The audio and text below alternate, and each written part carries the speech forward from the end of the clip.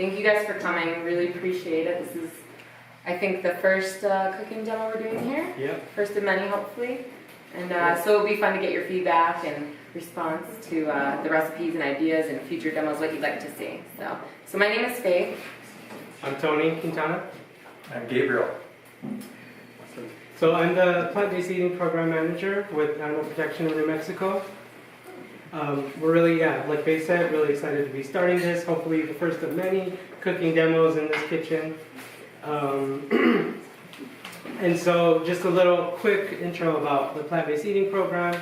For those who may have not heard of it, we're just working to increase plant-based eating throughout New Mexico using a variety of strategies such as what we're doing right here, cooking demonstrations, education, community outreach. We're also working with local restaurants and cafeterias and other dining establishments to increase the plant-based options on their menus. So that could include, local schools, hospitals, anywhere where people eat. We're just looking to get more plants, less animal-based ingredients in the menus. We're going to go ahead and, once I'm done talking, which will be very shortly, Faith is going to do the cookie demonstration, which you all hopefully have the recipe handout for. Gabriel is a dietitian who's going to be talking a little bit about the nutrition component tonight. Then we're going to wrap up with the food tasting, of course, and then question and answer Q&A session. So you can ask anybody questions. I think that's about it. I think we're ready to get cooking, right? Yeah, let's Cool. do it. So without further ado, Yeah. yes, one question. Is this too soon? This is about, can I say a little bit about food? Please do. I have to censor her. Okay, Faith is a local rock star who does she's a nurse as her profession, but then every minute off she's doing service work for animals and for everyone. So she is our local hero. So I just want to say that. And she's one of my favorite cooks. Thank you for the intro. And Yeah, that was the perfect segue. We're already hot in this kitchen. All right. Just out of interest, can people show how many people are vegan in the room? It doesn't matter. I'm just interested to know who's showing and stuff. Cool, awesome. Anyhow, I think that this is a really fun recipe because it's very basic and you can take it in so many different directions with flavors. It's soy-free, gluten-free, and delicious, most importantly. And so a comfort food for everybody, mac and cheese.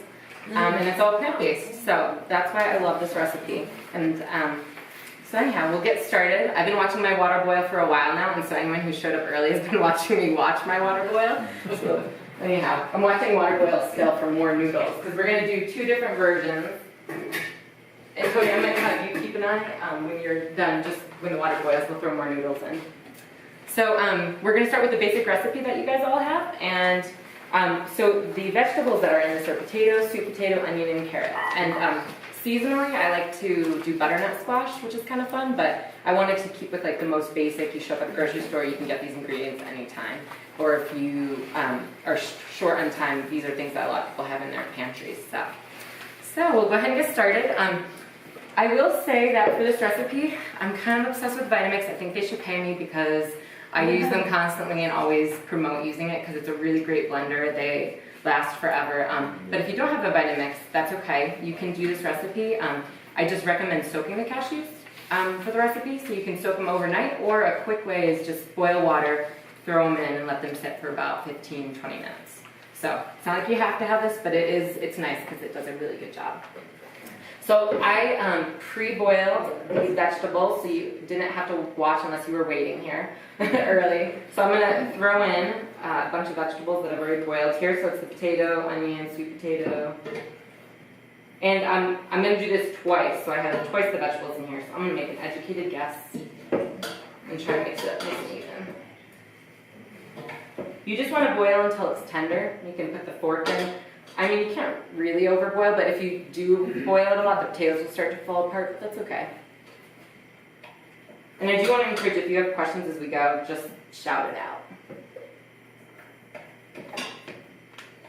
All right. You didn't take the skin off the carrots? No, so I didn't skin the potatoes or the carrots. Never skin any of my vegetables because the majority of your nutrients are found in the skins of the vegetables. Most of your fiber and nutrients is in the skin and in the protection of the vegetable. So, and you can't tell the difference, so why not leave it? So we have our vegetables in there. I love cutting corners when I can, and I feel like it's healthy enough to cut corners, and I get this already squeezed lemon juice that I love, organic from Costco. So I'm going to cheat by using that. And for anyone who hasn't been to my demos before, I have the measurement. It is a tablespoon. I'm very much oh, that's a tablespoon. Glug. If you're going to cheat, that's the only one to cheat with. Yeah, this is There's good. some horrible ones out. Yeah, there's some bad brands. This is a pretty nice one. You can get it at Costco, and it's $8.48 for 2 bottles. So, Such a deal. I know. Costco should pay you too. I know. Trader Joe's too. Look at all the Trader Joe's products I have. So we got our lemon juice, nutritional yeast. Are people familiar with nutritional yeast? I bought some, but I don't know how to use it. Yeah, you can use it on everything. It's so good. So I use it in almost all my cooking. If I'm doing soups, I throw it on top, salads. I hopefully in a future demo I'll teach you like a nut topping I do with nutritional yeast. That's like just delicious. And people from the demo always say they use it. So it adds like a richness. It's often used in vegan recipes as a replacement for cheese because it adds like that kind of cheesy, nutty flavor. It has a lot of vitamin B12. It's high in protein. It's like all around a great food. Do you want to speak a little more about it for anyone? I think you said it. It's just only certain Maybe brands. someone wants to talk. I bet Brian has a whole encyclopedia about it. I have a question. Yeah. Since we have a dietitian? Yeah, registered dietitian. Great.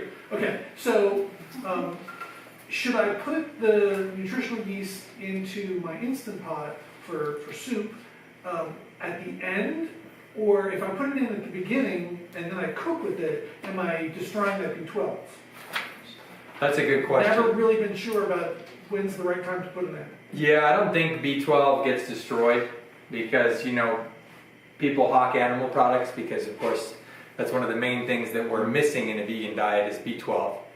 And because it's, you know, it's stored in animal flesh, we store it in our flesh just like other animals do. And of course, you still get the B12 from the animal after it's been slaughtered and after you've cooked it to death on, you know, a skillet or in the oven or wherever you happen to cook your meat. And so putting it on after or before you cook shouldn't make a difference with the B12. So, Right, go Is with questions. I'm gonna go B12 grab something. is there actually Myself. B12 in meat? Because Yes. I thought it was just cheese that has the B12. There's definitely B12 and you're going to find it in most animal products. Eggs, dairy products, and then any kind of animal flesh. Yeah, I always thought it was like something that, like it's the rennet in the cheese that gives you the B12 because it's going through the intestine of the animal. But is that not true? I mean, No, yeah, we store a certain amount of it like in our tissues, so when you're eating animal muscle, you're going to get some B12 that way. Yes.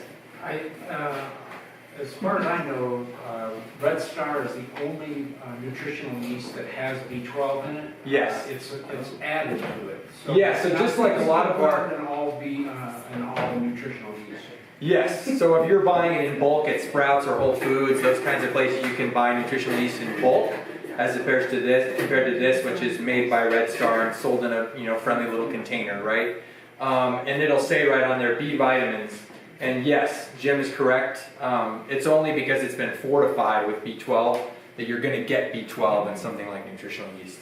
And Otherwise, that's true of the ones that are like at Sprouts and Whole Foods, it's the Red Star primary grown nutritional yeast. oh, the one that they sell in bulk, they're just throwing it in a bin? Yes. Perfect. So this is why we have great people in our audience. Because collectively we know a lot more than just any one of us does. Yes. Oh, just one thing about the yeast. I sprinkle it on my dog and cat's food, and it prevents fleas. Oh, wow. So just for, yeah, it really does. And I know we don't have a big flea problem here, but sometimes we do with the rain. Yeah. So. I had read an article that had suggested, I don't think it was conclusive, but it had suggested that B12 supplements actually prevent mosquitoes from wanting to bite you as well. Yeah. And I noticed when I camp, they don't really like me, so. So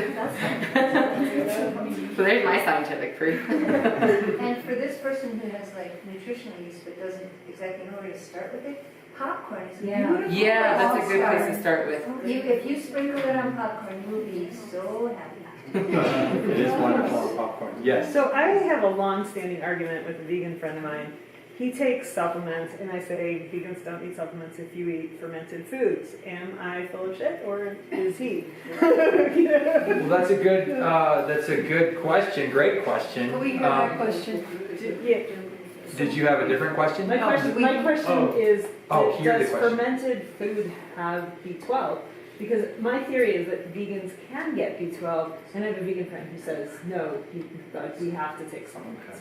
So No, that's not. I don't think that's true. I mean, B12 is in the soil too, so a lot of times Yeah. this might gross people out. I don't always Right. wash my vegetables Yeah. because That's there's what I do. B12 all around us, and so Totally. I take a supplement like I don't know every few weeks when I remember. Sure, yeah, some of that's just gonna come down to the person. I know of a vegan who I think went for like 26 years on no supplements. Before his MMA levels, which is your methylmalonic acid, that's like the true marker in your blood that's gonna show whether or not you have appropriate or low B12 levels. Before that number started to change to a level that was like abnormal. And then at that point he started to take B12.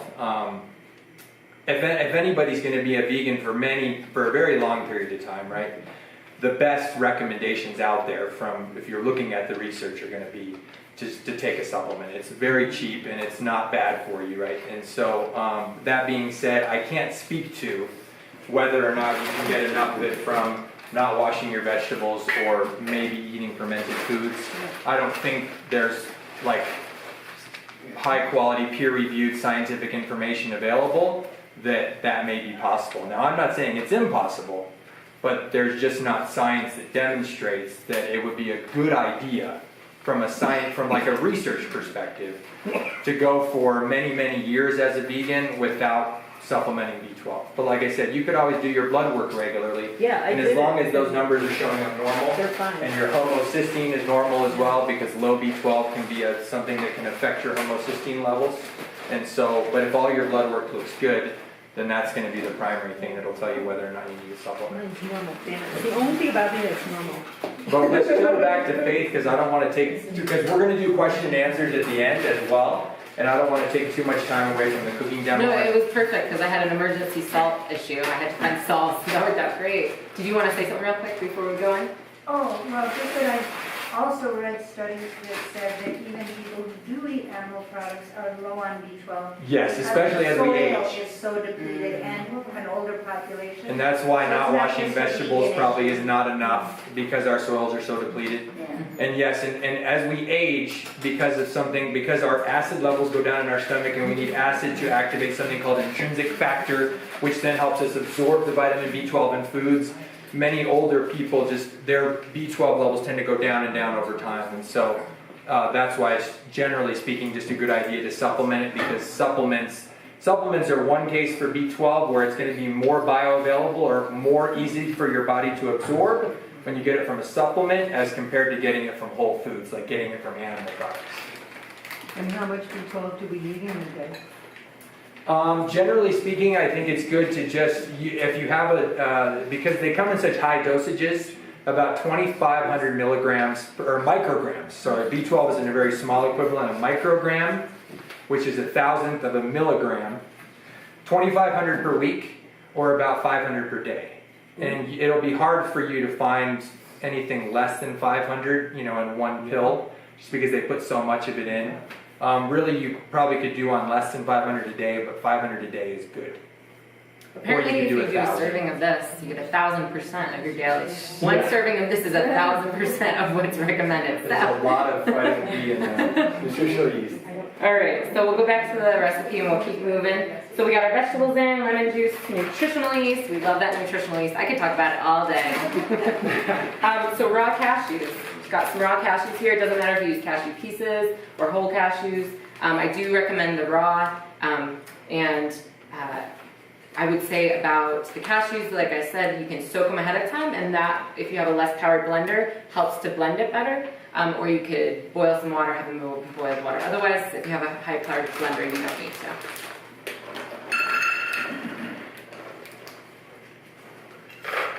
All right, now we're going to go on to our spices. And you know, all these things are meant to be adjustable. I did this kind of to my palate, but some people say I like things really salty, which I do. Salt's like my favorite. So anyhow, you can adjust these things to your preference. So I'm gonna add some salt. Calls for 1.5 teaspoons.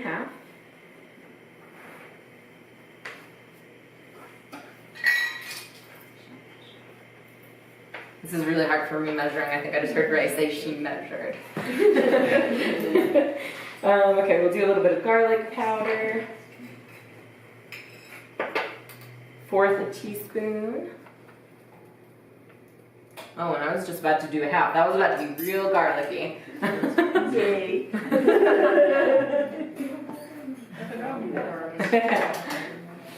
Onion powder. Is there a comment in the back? Any questions or comments? Ray, did you have a comment? I saw your hands going in the back. Sorry, I just was talking. Oh, that's fine. But if you have a comment, feel free, because Faith is busy, and so you could fill the silence. Well, if anyone wants cayenne, especially if all I do is use it for this recipe, I will be able to cook this mac and cheese every day for the next 2,000 years. You But can I can't do it. start. You can start a food pantry and give people cayenne when they come for their, pickup.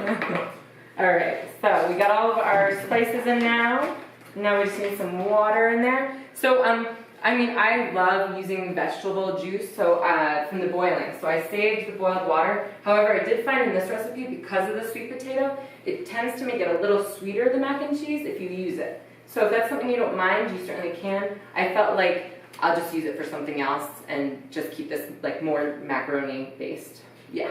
Yeah, I have a question. When you boil the vegetables, how much water do you put?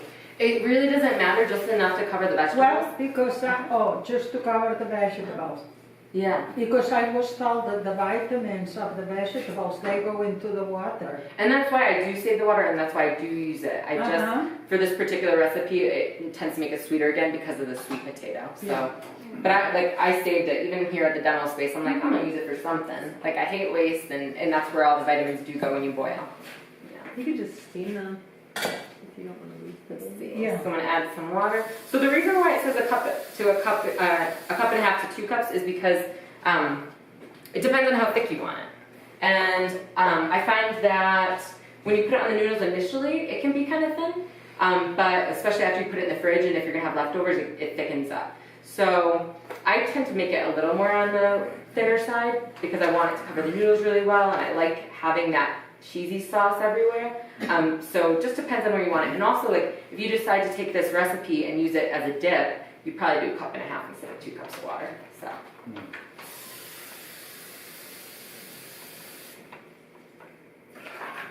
All right, we're about to have some magic of Vitamix. So this is a new Vitamix to me because I had a different one and they all perform a little differently. So if I mess up, it'll be fun. We'll all learn. Let's see. I think I know how to work it.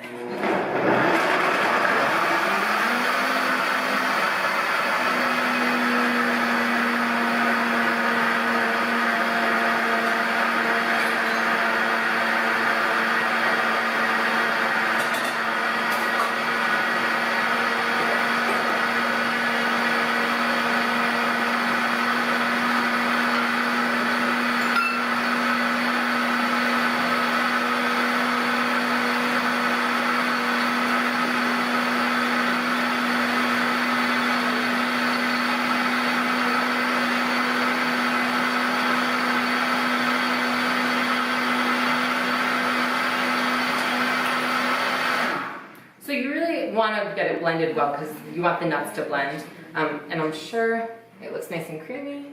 Can you guys kind of see? Wow. Got a nice creamy sauce.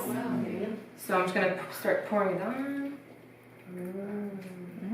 Looks just like nacho cheese. Straight out of the can. Not from the can. This one's straight out of nature. So we use brown rice noodles, so they're gluten-free. Have you made enchiladas with that, like, cheese? Is that what you use if you were to get So, yeah, I use this cheese sauce for lots of different reasons. So when you make this recipe, it makes about 6.5 to 7 cups of cheese. So you really don't need that much for the recipe. So you can freeze this. A lot of times, like today, I was kind of messing around and I pre-made a sauce so that we could do another testing of what nacho cheese would taste like. And so basically it could really cover about 2 batches of noodles as it will here. So easily 2 servings. If you want to stretch it, you can even stretch it to 3 servings probably because it's a lot. But I wanted to load you guys up with some cheese. So we're just going to go for it. At my house, we use it for enchiladas all the time. Yeah.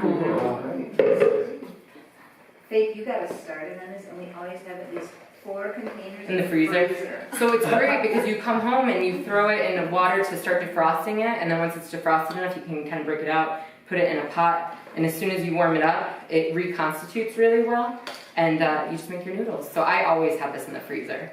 And then again, we do 2 versions. We're gonna do the regular version, and then who wants green chili mac and cheese? Okay. So we'll serve them both at once because we're gonna serve them on a plate. So we'll just serve them both at once. I've got another minute and 30 seconds until the noodles are done. So while the noodles are being done, we'll do the recipe again. So it's really gonna be in your head.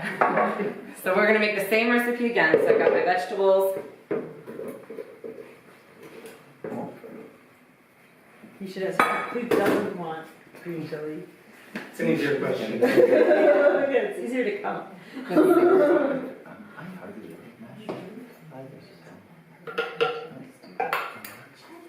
Any questions why I'm doing the second round here? Since you guys should have this memorized by now, all right? Vegetables, half a cup of nutritional yeast, half a cup of cashews. Is there a substitute for onions? You know, you can omit the onions, and there is, and it's got a name that I... Shallots? No, but people who can't do onions probably can't do shallots. So. Uh-huh. It's an Indian spice, right? You probably know the name of it. It's like... Yes. Yeah. Asafoetida? Yeah. That's what I call it. I don't know if that's pronounced correctly. What's it called? Asafoetida? Or asafoetida.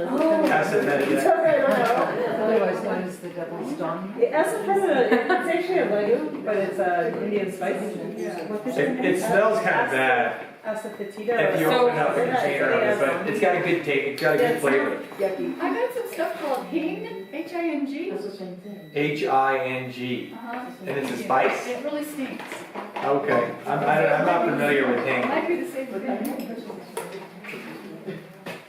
So yeah, if you didn't want to do onion, that's an option. I had a friend who couldn't do onion, and she always used it, and I didn't prefer it.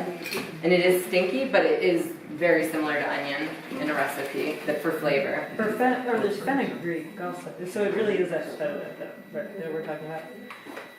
I don't know. I don't know the flavor of asafoetida or fenugreek compared to onions per se. Okay. Occasionally you may find something called cedar shoot at the Asian markets, which is an Asian substitute for onions. There you go. Cedar shoot. Cedar shoot. Cool. Sorry guys, it's gonna be loud for It's actually 30 seconds.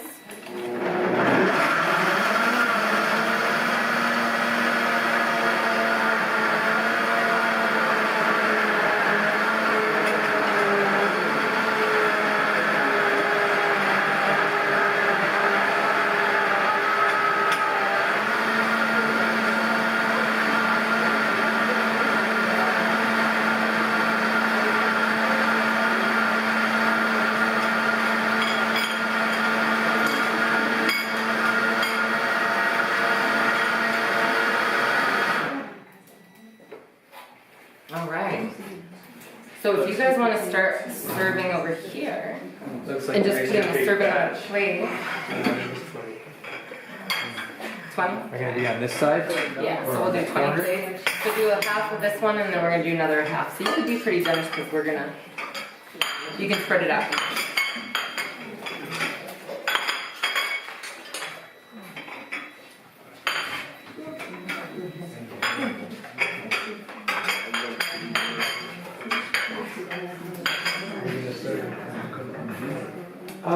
Are we gonna just take it to them or? Why don't we serve it and then people can come up and get it. Okay. So I'm gonna go ahead and to make the green chili version, you add green chilies. I I really like using the juice of the green chilies because I feel like it harbors so much flavor. So I try to put as much of the juice as I can, and it's a mild, so I think we could be pretty generous with it.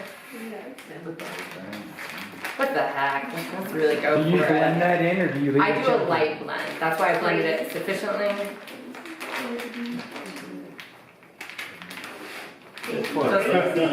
Don't stop her now. It's mild. It's mild. It's shouldn't kill us, right? And it's super healthy, right? So It's got more vitamin C than orange. the more the merrier. Yeah. So I would just do now like blend it. You can always hand mix it, but I'll just like blend it. Perfect. All right. Now we're gonna do our next set and we'll serve, and you guys can give some feedback. And then we're gonna end with some nacho cheese. Yeah. We'll test that next. Is there anybody who didn't want green chili or doesn't want to try both? Because we're going to serve a little bit of each. So we'll so we'll make a few that are just the non-green chili for people that want those. Yeah, if you raise your hands now, we can serve you now, and then the rest will have both. Who wants to know? Do we have any? One non-green All right, just one taker. There you go. I was just thinking this would be good on asparagus. Cheese sauce. I put it on broccoli. Oh yeah. You could throw broccoli Good on in any it. vegetable, You could right? throw peas in it. Because I think cheese on asparagus sounds weird to me, but somehow like a veggie sauce sounds really perfect. Thank you. I guess you want to just start dishing that one up and then I can just follow behind you. Yeah. Do a half this and then I'll just do a half green chili. Oh. Yeah. That makes sense. Looks good. I like the sounds from the audience. I mean, it's kind of amazing just from those few vegetables how much sauce you can make. It's cool. Can I pull down? Do you have any other sort of standard sauces that you really like? Yes. Such a simple recipe. I do a dressing that Ray taught me that I use as a sauce a lot of times. It's nutritional yeast. And I can tell anyone after, we can do it at another demo.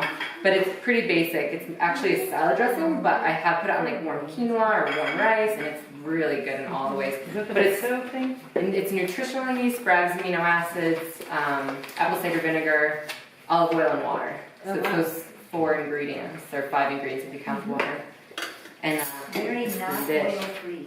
Very not oil free, but it's delicious. Cool. This is probably cheesy enough to start with.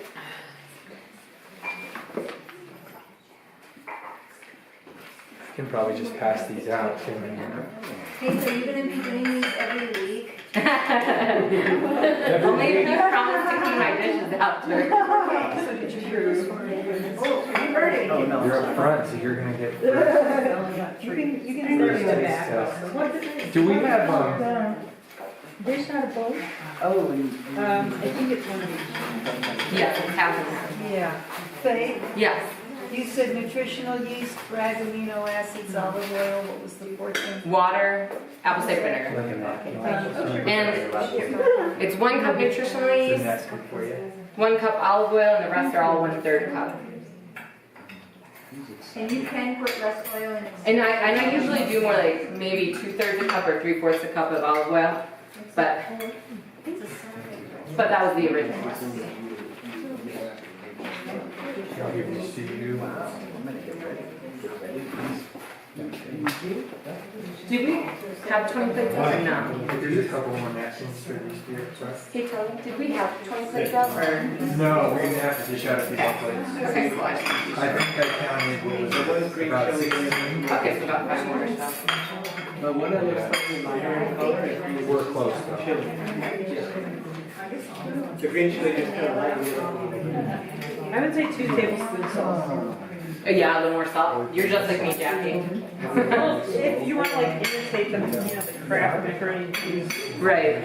No, I'm all about the salt. I'm sure they put loads of salt in there. Oh, the green And you know, chili. and Jackie's right. Jackie said she'd add more salt, and I think that this recipe When it's on its own, it's enough salt, but when you put it with the noodles, it could use probably a little extra salt. Because the noodles. So you know now, we don't need to beat ourselves up, right? Yeah,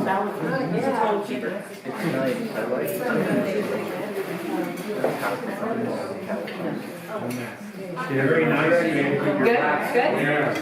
They've got napkins. Would you all just pass it to napkins down? Sir, you're welcome. If only you could make potatoes and nutrition.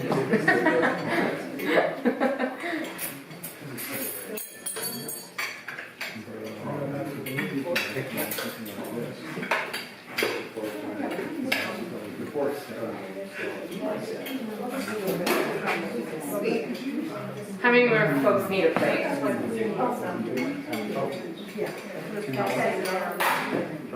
Just need a fork. Perfect. How many more people need a plate? Pretty good. Thank you.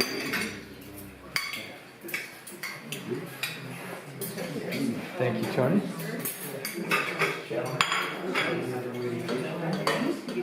Lady. And then 4 times as much. You're welcome. See, okay, so was the green chili too much? Because I almost feel like I Not at all. No, Four not at all. times the amount. You know what? The problem is I usually use hot green chili, and so I'm used to putting a lot less green chili. When you use the mild, I feel like you can't use too much. Yeah. How many more do you need? Last one, did we get just the? You guys too. Great. Hey, Tony, you have people's emails, right? So a few people have said they want that dressing recipe. If I send it to you, can you email it? Yeah, I can send it to everybody. Cool. Yeah. I like it. I got one. Did everyone get one? Yeah? No, that's my. My helpers need some. Thank you, yes. Oh, I would probably do that too. All about the most. Is that it, these two? All right, so while you guys are enjoying that, what's that? Yeah. Just when you're.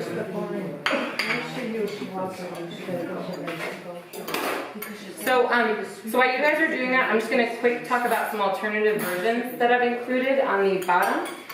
Because like I said, this recipe is intended to like take it and be creative and have fun with it. Like I said, you could throw vegetables in. If you're looking for a way to sneak in some extra protein, more fiber into it, throw a can of white beans while you're blending, or just add them after and you'll just have beans in it. It'll be delicious.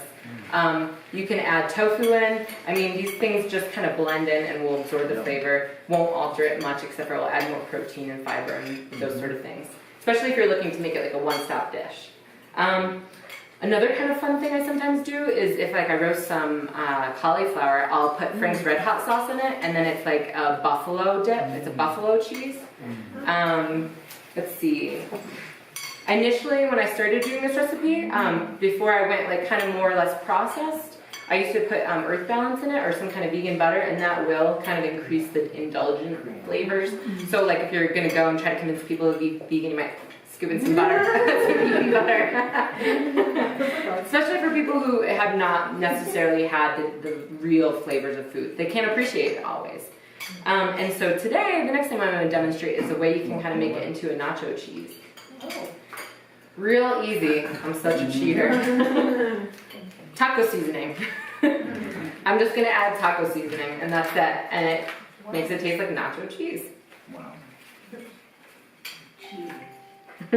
So this is the same recipe, same sauce, and just add in the flavor. Literally just gonna stir it in. And I really think it's fun, like at home, I'll throw some black beans, tomatoes, beans on some nachos, and then toast it real quick, and then drip this all over it. And it's quite delicious. You could do that layered salad. Yeah. Oh yeah, you could do it on a salad, make like a taco salad. Because the real one is so disgusting. Could I see the package from the nacho thing? Yeah, this is just a Trader Joe's with pretty basic. My one taco mix. Yeah, so this is a taco mix. Okay. I like Trader Joe's taco mix, but the one complaint I have is it does have added sugar, as many of them will have added sugar. So that's my one complaint. It's super easy to do your own. I was just doing a Cheater's version today, but if you add your own, basically it's cumin, more cayenne, like I don't have enough, garlic, onion, black pepper, bell pepper, oregano, and smoked paprika in this. So you're welcome to look at it, but you can make your own super easy. I, again, was just trying to do like the 1, 2, 3 simple. So. But the reason barbecue ribs are so tasty is all the sugar. And sugar does enhance flavor. Otherwise, barbecue ribs are tasty. I'm gonna quickly do a sample and see if we need more.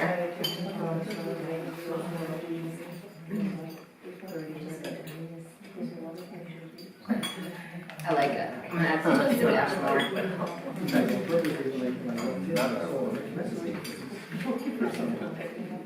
Right. So, are you guys almost done? Because what I was thinking we could do is have you guys, we'll do like the first row lineup, we'll throw some chips and then I'll, is that cool? Okay, I'm like, you're laughing, I don't know if that's a good thing or a bad thing. Because I think that would just be easiest.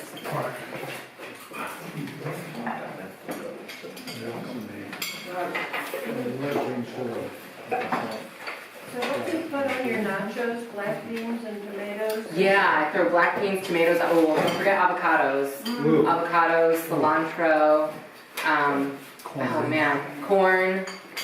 Yeah, I go on the kidney beans, the black beans, I'll do both. You could do a salsa on top if you want that extra. Did you say avocado? Yeah, avocado for sure. Yeah. I'll have to do a class of teaching some easy guacamole dips, because there's some fun alternative ways to make it. It was really easy to begin with, but I found some ways. There was. So you all may be too distracted with all this good food. For a little nutrition lesson, maybe I should have gone first. But this is going to be super brief. The most important thing here is the engagement, the Q&A, and then certainly learning all the great tips from Faith about cooking, because you can hear all kinds of great tips about what you should eat and what you could eat and what you shouldn't eat, right? But unless you get the opportunity to see how easy it is to make some of these great foods and then to taste test them and see how awesome they can be, it doesn't really matter, you know, what people tell you to eat or to not to eat, right? But what I did was I plugged both of I plugged this recipe in. Fighting out of the red corner, we have the Velveeta Mac. And so I took kind of a classic, everybody's probably heard of Velveeta. If you haven't, ask me and we can talk a little bit about it, but that's not super important. And so Velveeta, of course, is highly processed. It uses a lot of dairy, you know, cow's milk and dairy fats and things in it.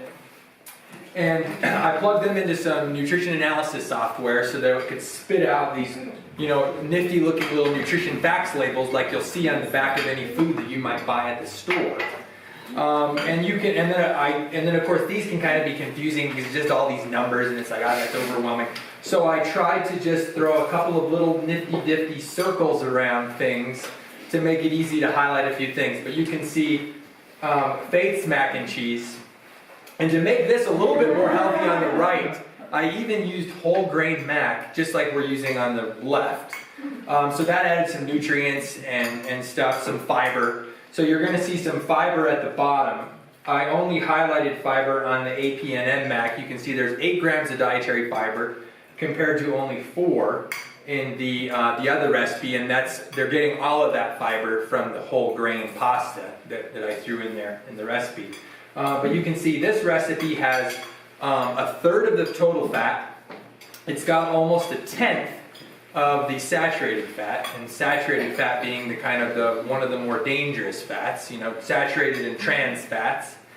And then you can see trans fats are by far the worst, right? Those are the ones that have the highest kind of correlation with damaging our cardiovascular system and leading us down that road toward heart attacks and strokes and things like that, which is our #1 killer in the United States. And so dairy products naturally have small amounts of trans fat, and the dairy people don't usually like to, you know, tout that fact. Now it's a small amount, it's only about 0.4 grams per serving, but that's probably still enough to do some damage to your blood vessels, right? Especially if you're eating it day after day, year after year throughout your life. And so in this recipe, of course, we're not getting any trans fat by eating these whole plant-based foods, you know, from which this recipe is derived. And then, of course, we get a lot of polyunsaturated fats. Those are the healthy fats, the omega-3s and the omega-6s that you hear about. course, specifically the omega-3s. We want to get more of those and less of the other kinds of fats in our diets. And so wonderful there, we're getting the fats, some from the veggies in small amounts, and then a lot from those cashews, of course. Nuts and seeds have a lot of healthy fats, fiber, protein, that kind of stuff. Yes? Why are we not supposed to eat saturated fat, but we're supposed to eat nuts which have saturated fat? Well, nuts have a very small amount of saturated fat if you compare them to something like dairy, something like animal flesh, right? Eggs, things like that. And so it's going to be a very small amount of saturated fat that you're getting from nuts if you compare them to foods that are much higher in saturated fat, right? And then the other thing with nuts too is, in this recipe we're using a half a cup of nuts, right? Compared to all those carrots, all those potatoes, those foods that are basically have no saturated fat in them. And so a half a cup of nuts spread throughout that whole recipe, per serving you're probably only getting maybe a tablespoon or two of nuts, and so that's going to be a very small amount of fat that's actually coming from the nut when you're eating the mac and cheese. And of course, predominantly you're going to find that nuts are made up of unsaturated fats as compared to saturated fats. And then of course, sodium wise, this recipe has half the sodium as according to the tablespoon or the teaspoon and a half that Faith used. Compared to use like a tablespoon. Sure. And that's another good tip because Bill and Melinda Gates, who you've all probably heard of, they set up this awesome study. They got PhDs and research, all these really awesome researchers together from all over the world. People who specialize in doing kind of nutrition and health related research. And as a result of that study, they looked at what are the key risk factors for early death, disease, morbidity, and mortality, which is disease and death. And what they found is that not eating enough fruit was the leading cause of early death throughout the world, right? And that's really funny to hear because we always hear about how important veggies are. We know fruit's important too, but fruit's kind of a good gateway food to lead us toward other healthy ways of eating, including eating more vegetables, which we know are very important. Vegetables are wonderful. But that was the leading cause, based on that tremendous study that they did, was that not eating enough fruit was the biggest reason for cutting off years of life around the world. Number 2 was eating too much salt. And I know that's bad news. I don't like to be the dietitian that just brings all the bad news, but I only bring bad news in conjunction with good news. All right? And the good news is that, like you see here, the more whole, minimally or unprocessed plant-based foods you get in your diet, of course, those foods are naturally very low in sodium because we evolved eating those foods before we had salt shakers, at every table. And so if you're filling up on those foods, they're high in fiber, they're low in sodium. If you get a little bit of extra salt in your diet to please your palate, no big deal. The other thing I do at home, because I know that too much sodium in the diet is the second leading risk factor for early death around the world, I decide to take the power into my own hands, right? And so I know that once salt's added to something, like once it's already in a can of beans or once it's already in your soup, you can't take it away, right? But you can always add it.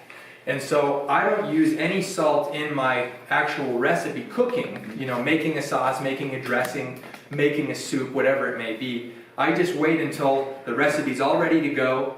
I've plated it and I've sat down at the dinner table, and then I break out. A lot of people will say don't use a salt shaker, right? Because we know we want to lower our salt. But if you wait until the end and then you just wait and you put salt on the top, you're actually able to use a lot less and get more flavor because the salt's sitting right on the surface of the food. So you can use less while simultaneously tasting more salt, and so that you get the salt that we all love without having to get too much in our diets, because we know it's not good from an overall health perspective, especially when it comes to risk for strokes. Yes? Hi, is it okay to ask? Yes, go ahead.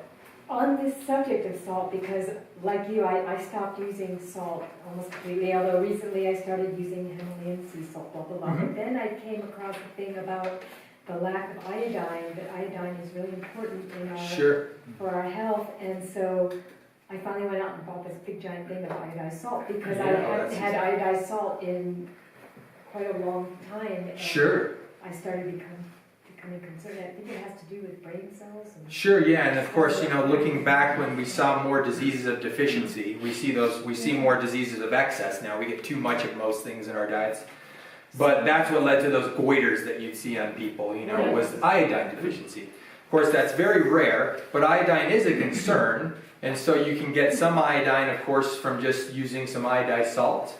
Or if you don't want to use iodized salt, you can just get a supplement, and you can just take an iodine supplement, and then you're not getting it with all the extra sodium. The other thing is, in all of our processed foods, they're probably predominantly using iodized salt in those, so if you're using a little sauce or a little dressing or something like that, unless it says sea salt, you're going to be getting some iodine in that way. Oh, okay. Yes, right. For iodine, you can also, like when you're making soups and whatnot, put sea vegetable in. Mm-hmm. And if you put if you don't like the taste, I love the taste of it, but if you don't like the taste, just put a little in, and a little goes a long way with sea vegetable. Yeah, I think kelp and maybe seaweed. There's certain kinds, I don't know if all sea vegetables have iodine, there may be certain kinds that are lower, but for the most part that is a good source for, your seaweeds, your kelps, things like that are going to have iodine in them.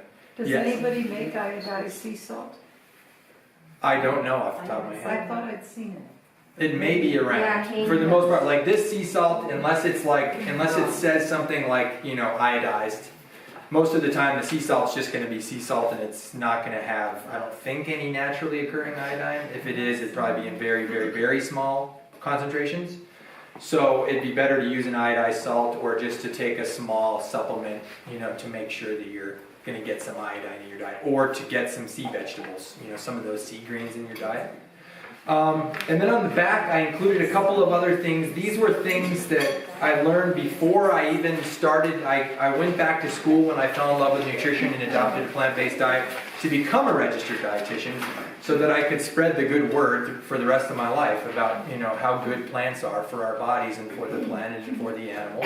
Yes? I've heard that a very critical factor is the ratio of potassium to sodium. Exactly. Do you have any? And that's what plant-based diets are so great about as well, because thank you for pointing that out, because I didn't point that out here, but I think I circled potassium and iron at the bottom.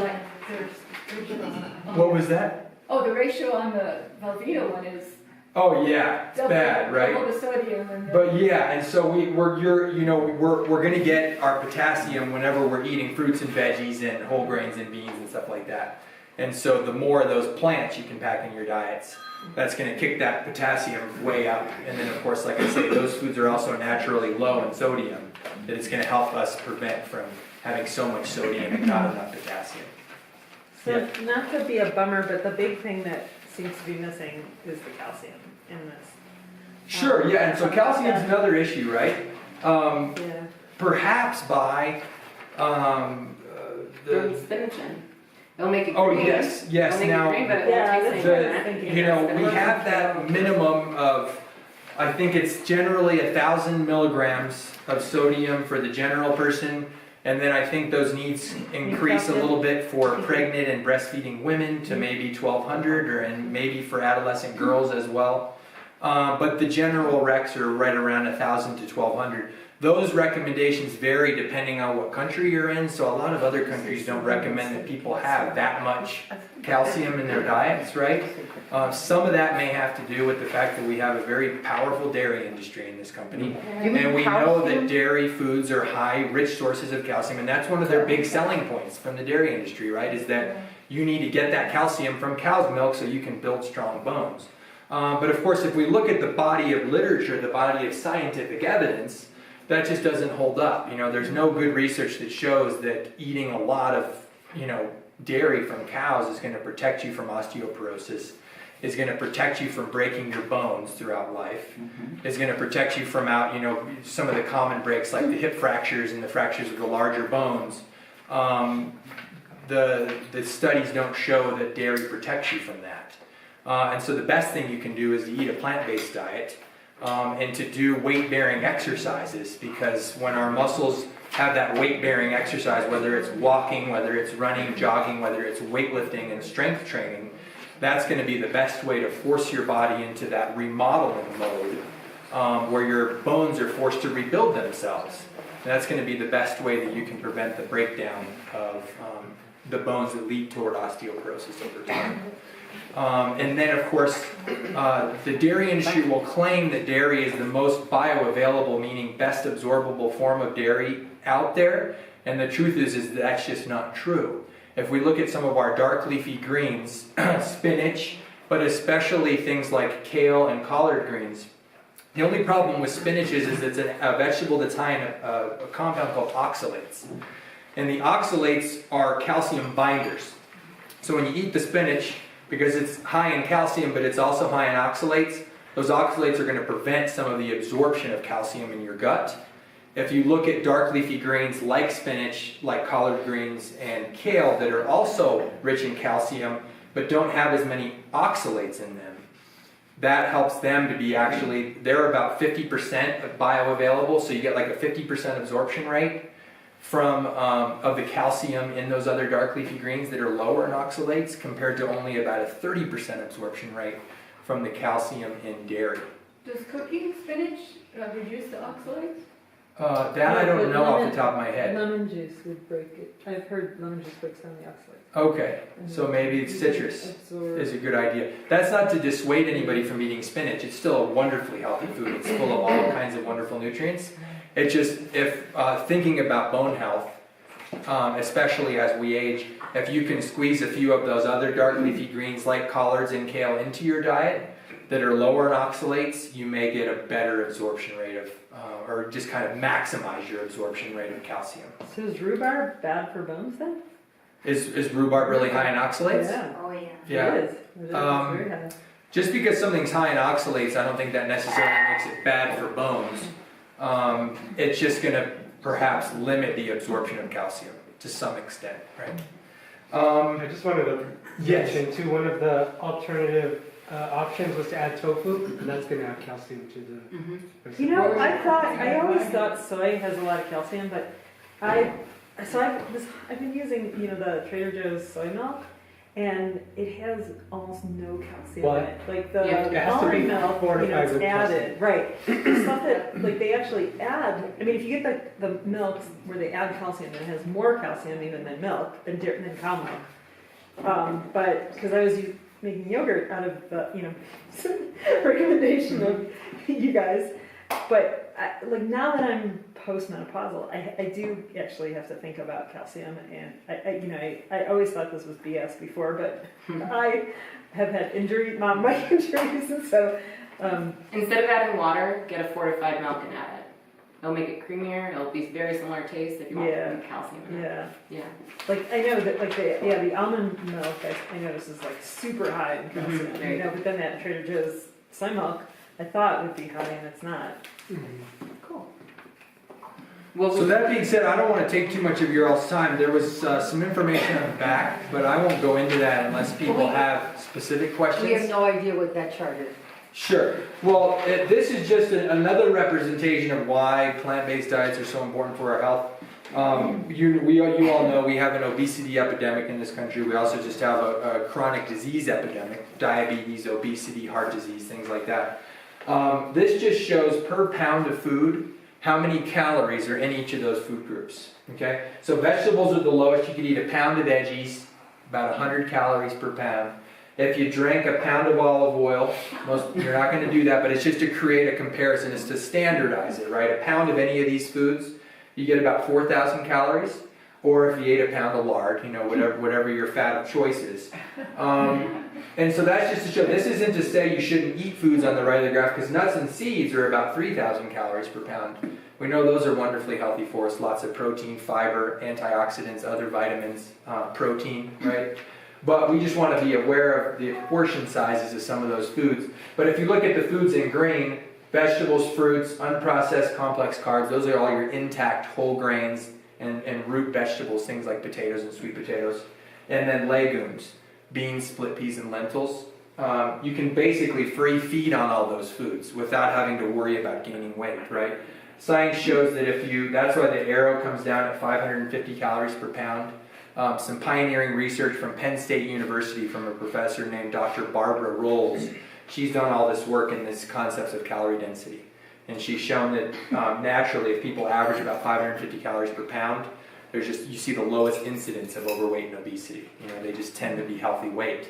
If they're just free feeding on kind of these more green foods and then eating the foods on the right-hand side of the graph, in smaller portions or avoiding them altogether, whether it's the animal products or the junk foods, things like that. But that's not to say to cut those out entirely. It's just the more we can eat on these whole plant-based foods, they also happen to be some of the most nutrient-dense foods on the planet. So we're getting all the nutrients that our bodies are going to need to maximize health without getting more calories than we need, so that we gain too much weight, with obesity being a risk factor for chronic disease.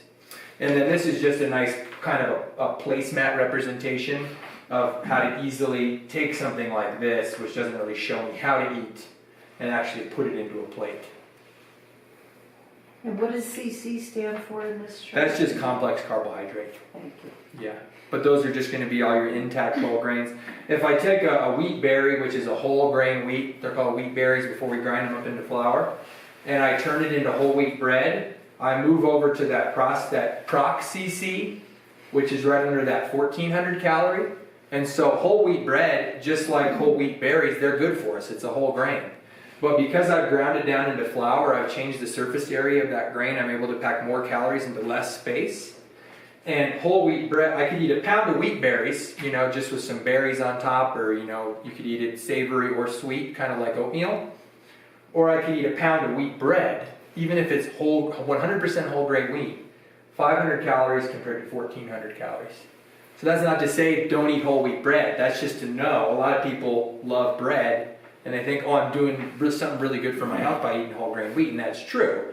But if obesity or overweight is a problem, then try to choose the whole intact grain more than you're choosing the bread, if you're concerned about your weight.